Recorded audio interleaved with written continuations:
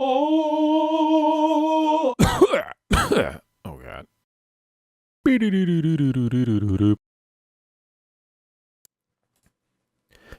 Hello, ladies and gentlemen. Gabes here. This is the quick raid guide for normal spoils of Pandaria. Feel free to click on the annotation there to check out the full raid guide or any of the role-specific guides as well. Now, the first thing to be aware of is that the overall goal for this encounter is to open all these crates, defeat the enemies, and by doing so, power up the Titan switch or whatever it is, using the energy released from the enemies in the crates. So here, if you look at the chart, you can see that each room that you go into will have 18 small crates, 6 medium, 2 large, 2 green crates.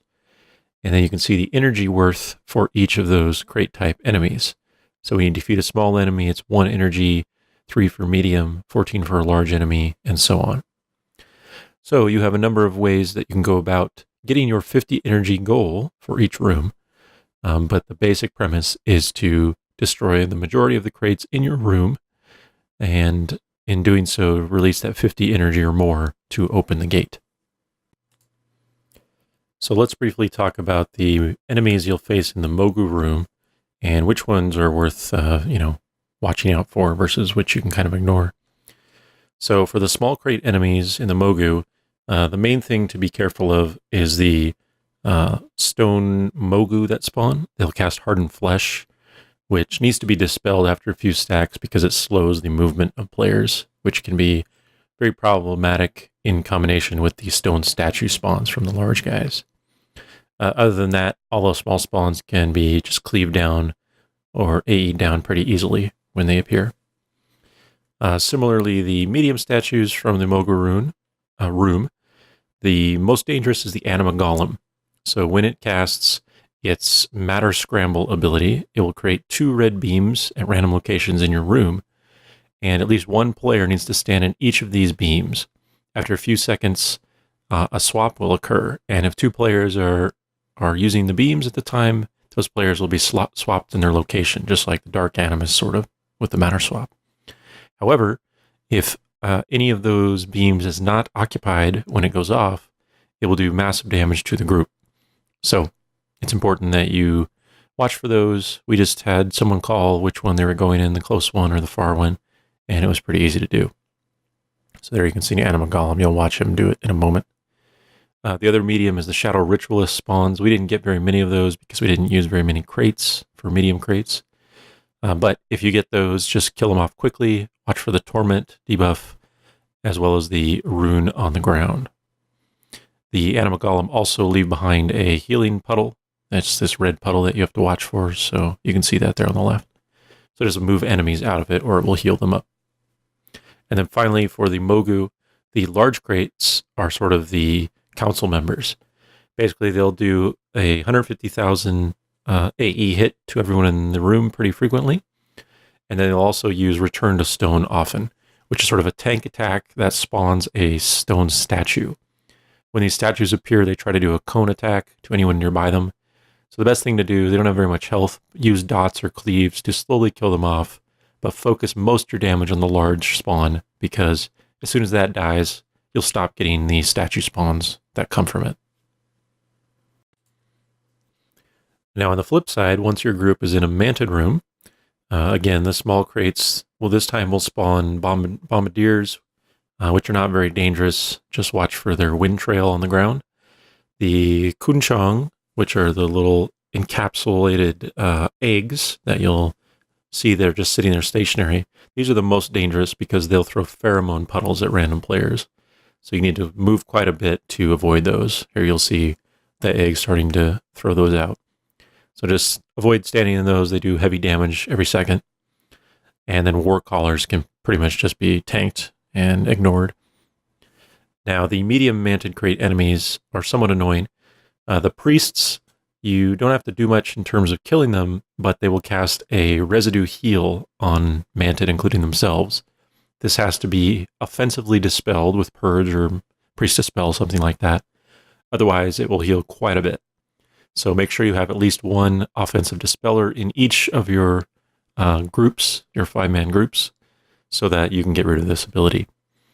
The wind wielders from the medium Mantid crates will spawn little tornadoes that will spin around in sort of oblong shapes. So especially for melee, watch those closely and sidestep them if you need to. And then finally, the large spawns in the Mantid side are sort of commanders. Similar to the Mogu large spawns, these all do the same basic thing. So the Mantid commanders will cast Set to Blow, which is probably the most important ability on this fight overall.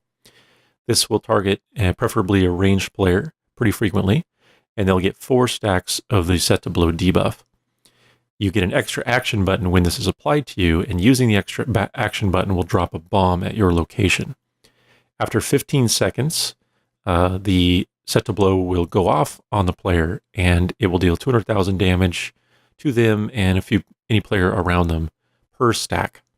So the basic idea is to use your extra action button to drop bombs in safe locations while you are moving. So you may have noticed our Shadow Priest there. He's going to do it again on the right. He's moving, hitting his extra action button as he moves, and safely dropping bombs so that they're just on the ground now. So he's gotten rid of all 4 of his stacks by dropping 4 bombs. And now after 30 seconds, the bombs on the ground will explode on their own. So from there, it's just a matter of keeping them on the sides so that other group members don't have to walk through them to deal with the rest of the stuff. The other thing for the large guys for Mantid is that they will use Pheromone Cloud, which is just a tick every second that does 30,000 damage to everyone in your group. So nothing you can really do about that. You just have to heal through it, and it's kind of a bit of constant damage to watch for. So finally, we have the green crates, and there are 2 of these in each of the rooms, so 4 in total for each of your groups throughout the encounter. When you open a green crate, a Pandarian will spawn. It's a random type, either a DPS, healer, or tank type. They'll attack you, so you need to watch out for their basic attacks. The Mistweaver will pull you in and do Spinning Crane Kick. The Brewmaster uses a Keg Throw and a Breath of Fire, which does a lot of damage, so stay away from him if you're in melee. And the Windwalker will charge a ranged player, paralyze them, which can be dispelled with magic, and will also leave a trail of blossoms that melee should watch out for. However, once you kill one of these Pandaren, they'll leave behind a little green capsule on the ground that can be clicked on by someone of the matching role. So the Mistweaver heal one can only be clicked on by the healer player, tank by tank, and damage by any of your DPS. You only get to click on this one time for each spawn. So basically you get 2 buffs for each room because there's 2 green crates. So when you use these is up to you, but generally speaking, 2 people per room will get a 3-minute buff that they can use for most of the room, and that'll help out a fair bit. Now the final thing to discuss is strategy a little bit. So because there's 64 potential energy in each room for all the crates, but you only need 50 to open the door or the lever, essentially you have 14 extra you can work with. So this means you can somewhat decide which crates you prefer to use versus which enemies you prefer to face, all that stuff. Now in our case, we found what worked best is sort of a grouping strategy of large and small or medium and small. The goal here was that we found, especially in the Mantid room, dealing with large and medium enemies at the same time was very dangerous. So instead, we wanted to always only group larges with smalls or mediums with smalls, or mediums with other mediums. That was okay too. So basically what we do is we'd initially pull the first green crate, activate a bunch of smalls, and then a large as well. So while we're dealing with the large, we're cleaving down and AEing down the smalls that spawn with it, kind of like you see there. And then once that first large is dead, we activate a bunch more smalls, we activate the second large, and then repeat the process. While we're killing that second large, we cleave down a bunch of smalls, we get the second green crate somewhere around this time to get another buff out there, and then we move on. Once both larges are dead and we've killed, maybe half the smalls that we want to, now we're free to do the same process, but this time with mediums and smalls. So we open 1 or 2 mediums plus a bunch of smalls. Again, cleave everything down, handle the mediums properly, and then finish it off.